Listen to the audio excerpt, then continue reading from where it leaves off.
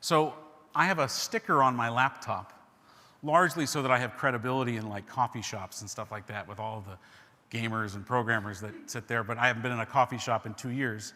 But the sticker says on it, "Careful or you'll end up in my sermon." This is one of those sermons.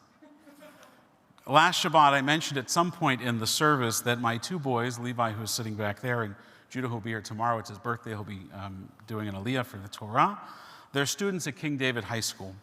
And when I drive them to school most mornings, they will often pummel me with questions about either something they heard in one of their Jewish studies classes, or in an attempt to get from me a question that they can use to stump my friend Rabbi Stephen Berger, who's the rabbi at King David High School, in his weekly Ask the Rabbi sessions.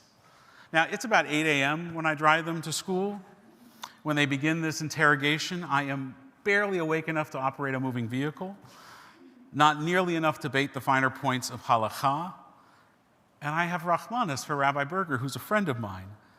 Though there are times perhaps I have given my kids a zinger to give to Rabbi Berger just to keep him honest on things like egalitarianism and Reform Judaism and stuff like that. But honestly, I just want the good rabbi to have an easy day and a good class, and at least from my sons to not get any tsuris. Over the 3 years that I have been driving my kids to King David, more than a few times, the question has come up in that 20-minute or so car ride, "Dad, are the Jewish people a race?" The same question, of course, is at the heart of the recent kerfluffle concerning Whoopi Goldberg's statement on The View, an American TV show, which I honestly have never seen, which she has apologized for and retracted, but her statement that the Holocaust was not about race. Is there anybody here who hadn't heard about that? Okay.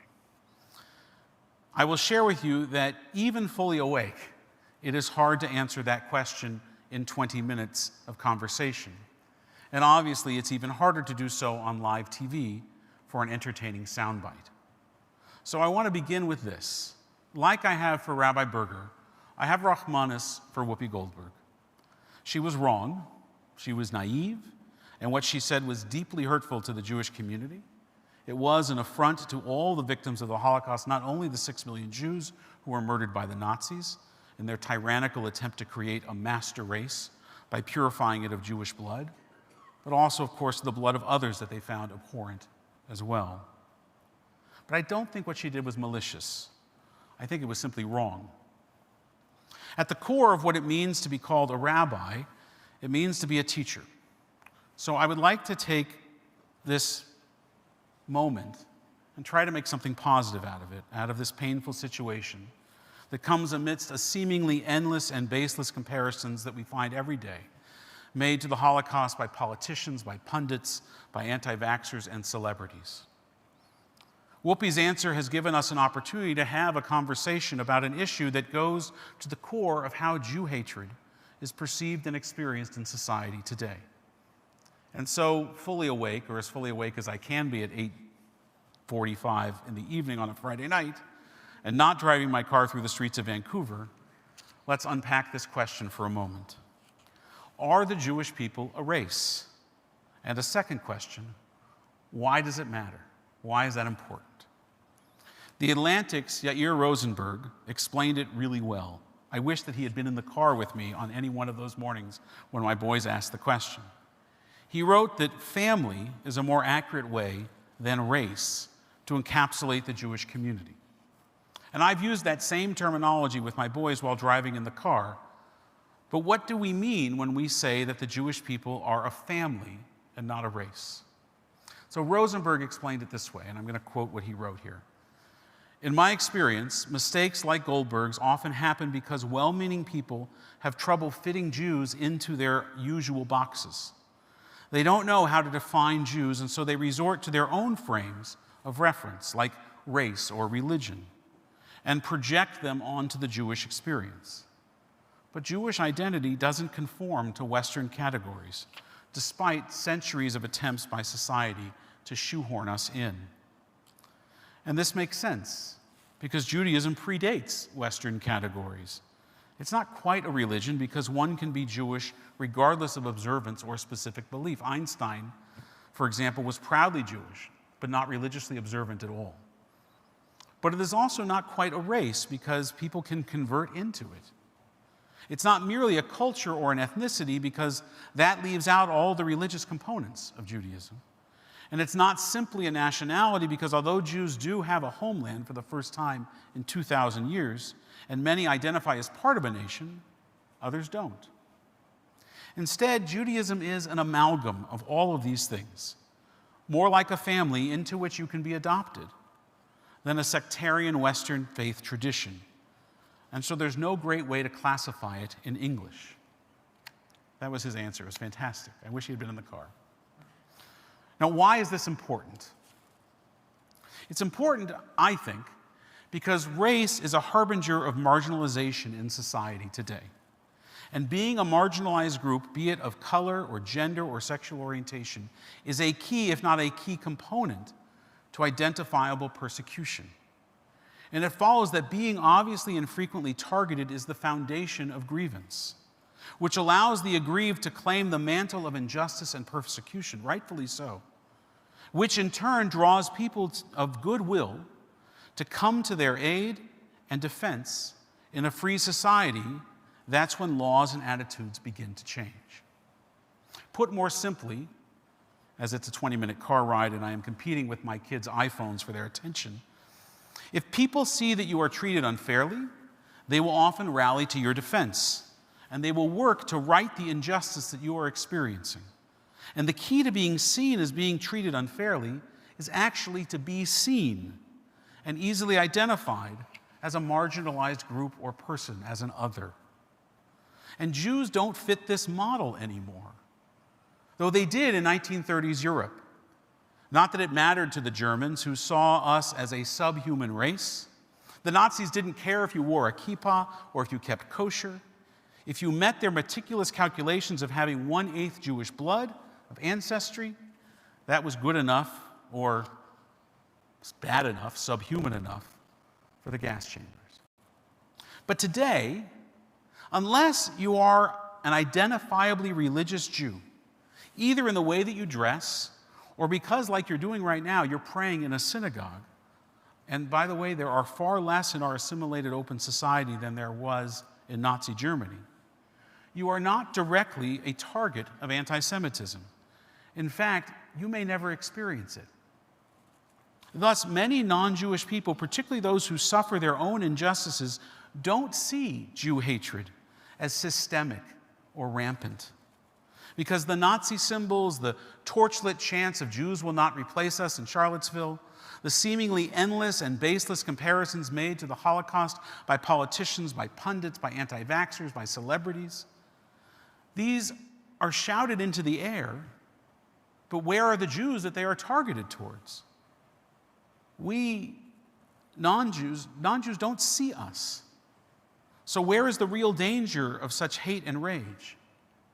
The reason that Jews can just hide. The Torah declares that the Jewish people are a people destined to live apart, not reckoned among the nations.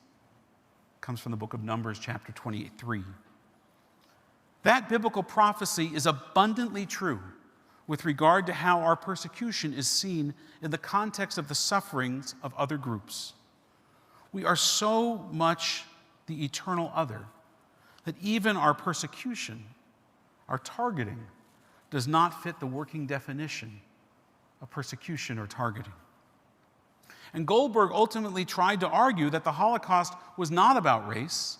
She said instead it was about man's inhumanity to man.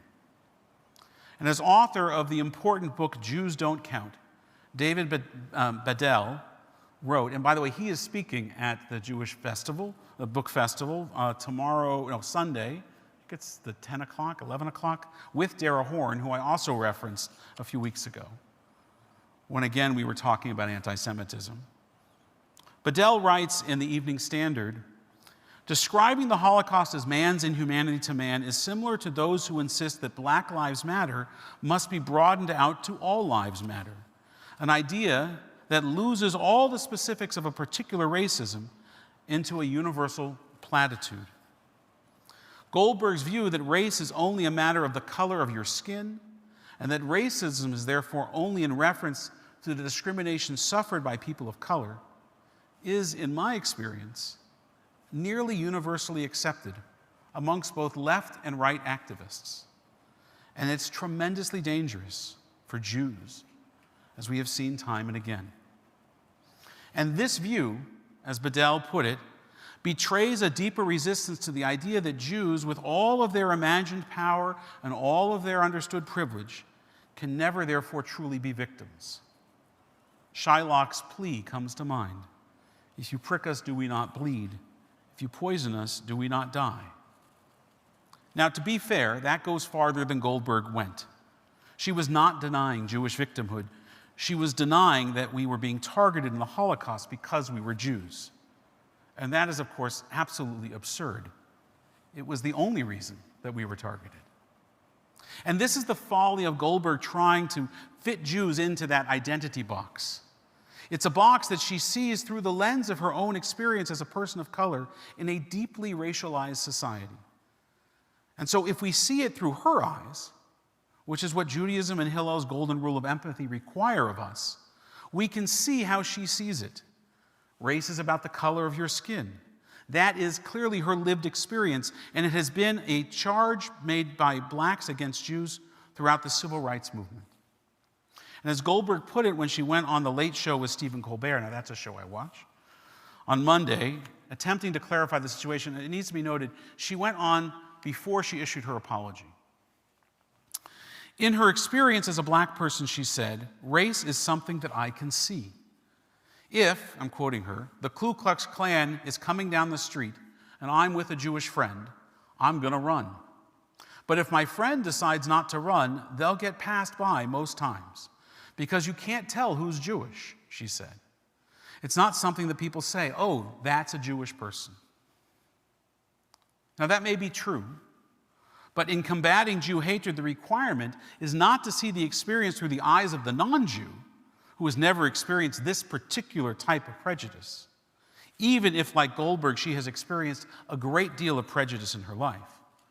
The mitzvah, the commandment of empathy, requires her to see Jew hatred, and in particular the Holocaust, through the eyes of those who experienced it, through the eyes of the Jewish people, of Jews who were systemically and systematically murdered for being of an inferior race.